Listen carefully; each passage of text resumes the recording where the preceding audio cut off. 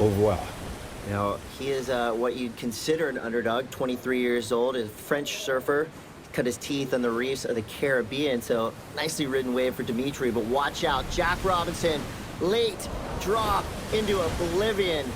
Jack Robinson going for the gusto, and Pipeline has a way of swatting you when it wants to. We were just talking about that, and luckily he's up. The first thing you're gonna look for is him coming up. He's okay, nothing in half, including his board, but that's why I love Jack Robinson. He's so enigmatic. He's so exciting to watch. He will turn and go on waves that basically don't have any entry point, but he doesn't have that filter. Well, he needed a big score, and he went for it all. Unfortunately, not going to come through for Jack, but here we go, a split peak going right at backdoor. It's Bruce Irons disappearing and reappearing. He is a backdoor magician, Dave. Speaking of needing a huge score, Bruce Irons waited till the last few minutes of this heat, in fact, the last few seconds, to post that perfect backdoor barrel. That is going to be a keeper. Well, we did have a split peak there, meaning one surfer went left, one surfer went right. First, let's take a look at Bruce Irons. Late drop, grabs his rail perfectly in the face of that wave, comes out clean. It's amazing. Pipeline is delivering up the goods. Lefts at pipe, rights at backdoor, and guys like Dimitri Ovwe are not being able to pull through that curtain in the last 9 seconds, and that will be all she wrote. Well, with that... Pipe Pro here on the North Shore of Oahu. I'm your host, Sal Masekela. El Nino. It has dominated the headlines this year. Torrential rain and flooding, massive snowstorms, unseasonal tornadoes and cyclones, and when it comes to Hawaii, epic surf. Waves that many would consider too big to surf. And it's in full swing. It's just been going nuts. You look at a significant wave height chart like the purple blob charts of the North Pacific, it's just purple and platinum and non-stop waves. A winter like El Nino, there's so many different things you could do. You're gonna be surfing Waimea or flying to outer islands like, you know, and surfing Maui at Jaws and Honolulu Bay. It opens up like a whole new game of waves.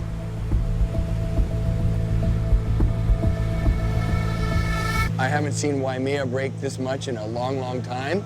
In the last 2 weeks, I've seen Waimea as big as it gets, literally closing out the channel at times.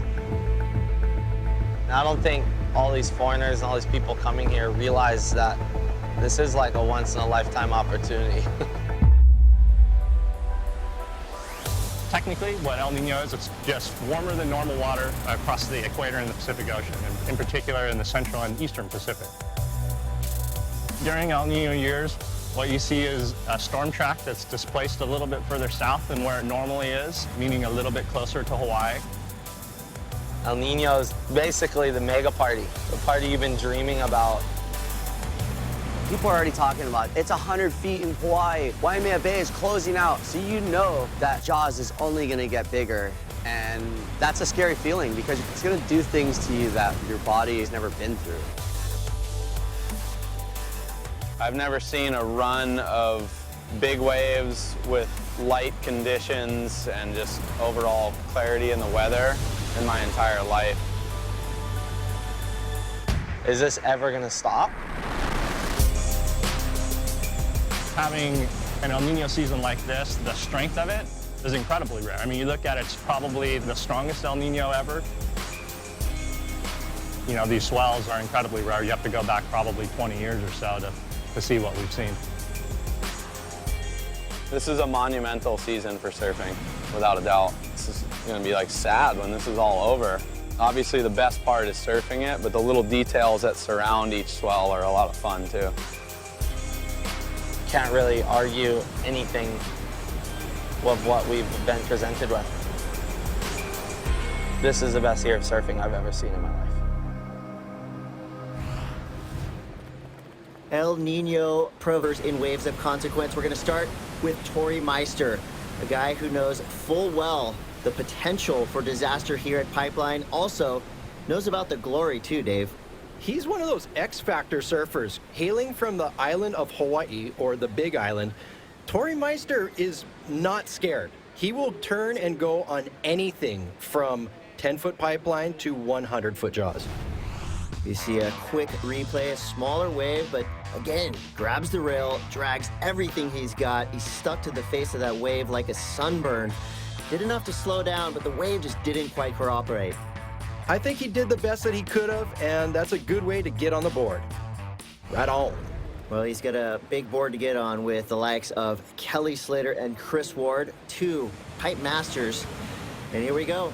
In red, it is Kelly Slater, the one and only. Hard bottom turn straight into the pit, out behind the spit. That, my friends, is how you do it.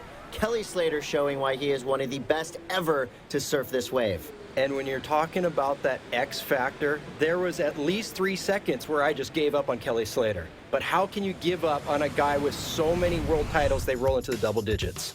Let's take a look at the replay. Dave, this bottom turn, that was everything to get that barrel. It wasn't even a bottom turn. It was just straight knifing the drop. I mean, you can't put yourself any deeper than that on the actual foam ball, that exploding part of the wave inside the barrel. I think even he's surprised. Well, you saw the implosion happening all around him.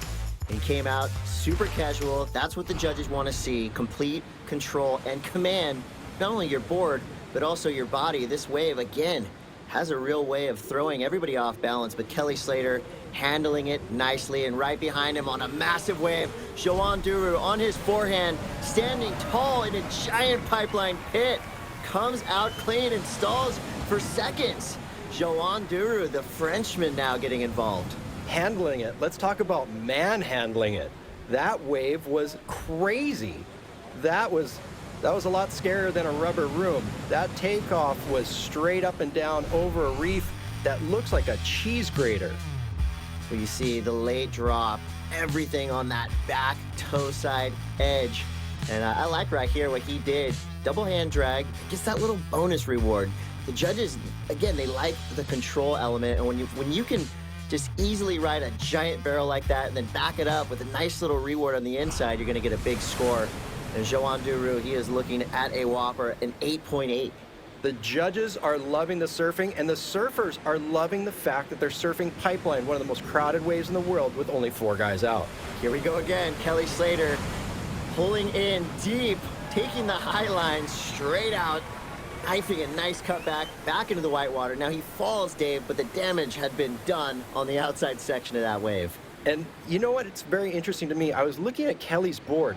It's a big board for Kelly. It's 6 foot 6 inches. We're kind of going over it on the beach. It's something new. He's moved from his Channel Islands to a firewire board nowadays. And I think that allows him a lot of room to play with. Kelly Slater, you are a magician. For the better part of the last decade, maybe 2 decades, Kelly Slater has just been living in the barrel out here at Pipeline. He will go backdoor given the opportunity, but for some reason, just to see him knifing his entry into the tube, Kelly Slater, he just makes it look so easy. Best rather be than on the beach at Pipeline.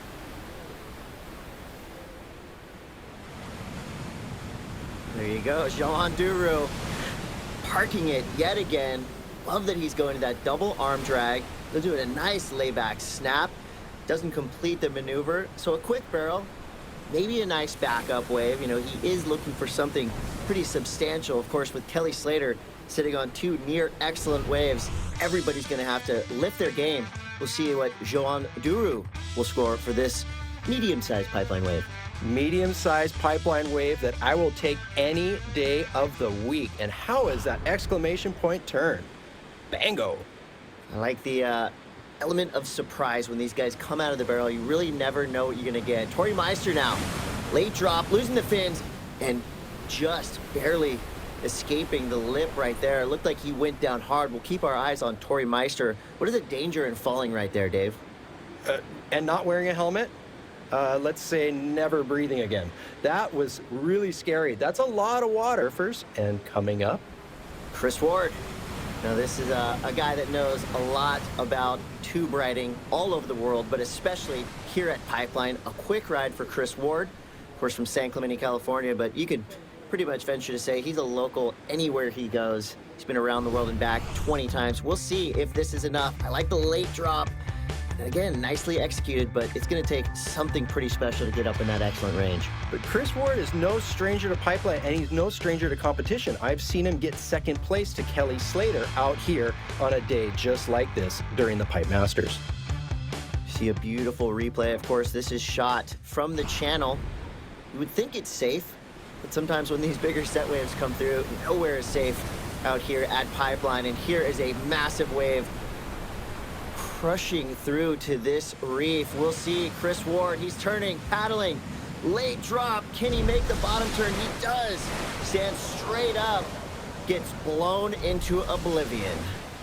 Absolutely just swallowed. We thought he might get regurgitated and spit out into the channel, but that was just too much force. Mother Nature is always in charge. I'm just glad he's in one piece. You see the vortex that Chris Ward currently enjoying. He had a duck under that wave. And on any given wave here, I mean, you can go from what looks like the perfect wave to just utter disaster. And that happened right here, Dave. Just laying it all on the line. Chris Ward from San Clemente. Where do you find a wave like this anywhere in the world other than the Pipeline? You are a beast slayer. Well, we loved what we were seeing right about here. He just got sucked up the face a little too high. And there's the explosion. The world-famous Pipeline spit wreaking havoc on Chris Ward. You see just time winding out. There's the horn. Coming up next, John Florence in the Volcom Pipe Pro. This is the Red Bull Signature Series. You're gonna need a big throaty barrel to even break that 5 range. Let's talk about Dusty Payne. He threads the needle in a big Pipeline bomb. And folks, this just in from the judges. It's gonna be enough for Dusty Payne. He needed an 8.43. Score comes through at an 8.57. Dusty Payne now finds himself creeping at that advancement position. Dusty Payne is my favorite human to ever live in the Volcom house. The guy wakes up earlier than I do, and he always battles me to be the first one in the lineup. Here goes Dusty Payne. He's got to hold off John Florence, and he does. So Dusty Payne playing a little defense right here. He's got a nice little inside Pipeline runner, and he backs it up with a nice backside air attempt. And guess what, folks? Dusty Payne has just pulled the upset, eliminating John Florence and moving into the semifinals with Mackay McNamara. You're watching Signature Series. You are watching the Volcom Pipe Pro from the North Shore of Oahu. Our quarterfinals are underway. 2010 winner Jamie O'Brien is in this heat along with 3 other highly capable surfers. Mason Ho solely picked perfect 10-point rides, and right off into it right now, starting off on the first ride in red. Jamie O'Brien, we have seen this scene so many times in the past, leaning into the wall of this wave, getting so deep, straight through the inside section. Can he make it out? He does. Jamie O'Brien causing celebration on the beach. Long tube ride from all the way to the outside to the inside, backs it up with a nice slidey 360. The Magic Man, Jamie O'Brien, does it yet again. A strong start for a 7.77. Those are some incredible waves. We saw a just absolutely amazing performance on the next wave. I don't even know who that was. He came flying out of the barrel with the spit at the end, but not able to complete it. Jamie O'Brien's wave, I swear he had his eyes closed and he was reading it by braille. He just had his hand on the wall, feeling all the bumps, going, oh yeah, I know exactly where I am. Well, this is literally Jamie O'Brien's front yard. Again, you see, you think making it look easy, but I'll tell you what, he had to work for that barrel. But there's nothing on this wave that he doesn't do. Totally gets barreled, comes out, hits the lip for a point, goes right into a 360. The drop alone was enough for me to give him a 10. Well, the judges loving it as well. That 7.77 being rewarded every point earned by Jamie O'Brien, a past champion who really wants to relive that glory and raise the trophy for the 2016 Volcom Pipe Pro. Absolutely upside down on that backhand turn.